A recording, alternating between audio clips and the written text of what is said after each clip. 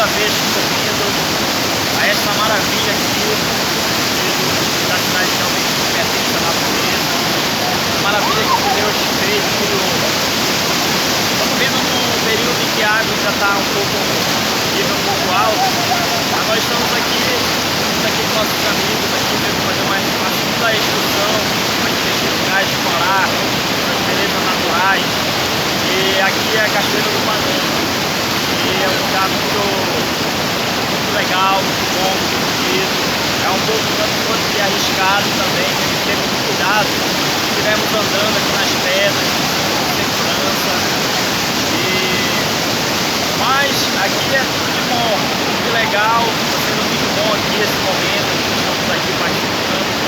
E eu gostaria de compartilhar com vocês esse momento aqui especial que estamos tendo, mostrar aqui para vocês essa natureza maravilhosa que é, essa natureza que o nosso Deus fez para nós. A água, os elementos naturais que compõem a nossa natureza, óleo, mineral, colocou para a gente.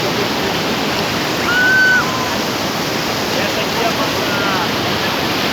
uma nossa beleza natural aqui, é o nosso, podemos assim dizer, nosso patrimônio aqui natural e cultural aqui do município de Almeida. E é isso aí, compartilhar com vocês aí esse lugar especial, essa diversidade que é forte de recursos naturais, tem várias espécies, né? Seres vivos, né? Vegetais, animais, minúsculos, maiúsculos, né? É isso aí, valeu, até a próxima!